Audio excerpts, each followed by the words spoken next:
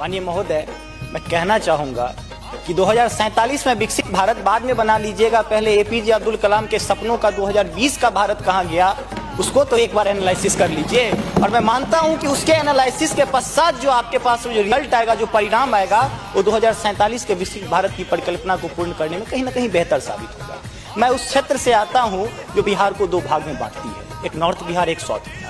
हमारा मिथिला का रीजन 6 महीने बाढ़ के पानी से ग्रसित रहता है। जब मैं राज्य सरकार से पूछता हूं तो कहती है कि विदेश का मामला है भैया, नेपाल पानी छोड़ देता है, मैं क्या करूं, उधर से चना डैम बना देता है।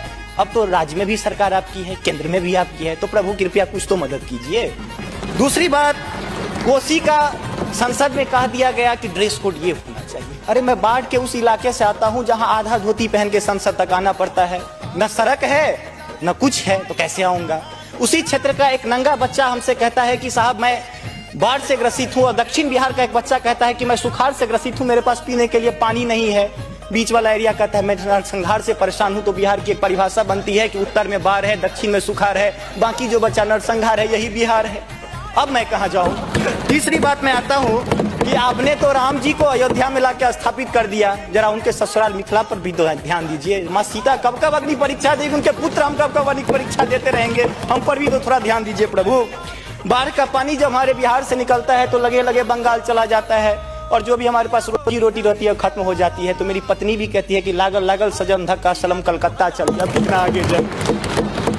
आगे आते हैं, और पर्यटन की पर्याप्त संभावना है। एक बार आप कृपा करके देखिए, पर्यटन मंत्री बैठे हुए हैं, अब ताजमहल मुमताज महल की याद में बना, आपने उसको 7वां अजूबा में शामिल कर दिया। अरे हमारे यहाँ गया में दशरथ मांझी छेनी लेके पूरा पहाड़ तोड़ दिए, इससे बड़ी और क्या बात हो सकती है। उसको पर्यटन के लिए रखिए।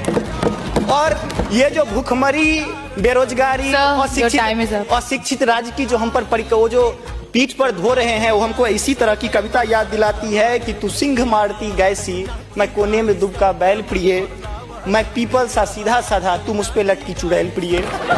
तो ये अशिक्षा, बेरोजगारी हम पर चुड़ैल की तरह लटकी है। तो there is politics behind every politics. स्नातकोत्तर राजनीति विज्ञान में पढ़ाई होती है, उसको छोड़ के जरा राज्य और केंद्र में अब सामंजस्य स्थापित करके कीजिएगा प्रभु। बहुत बहुत धन्यवाद।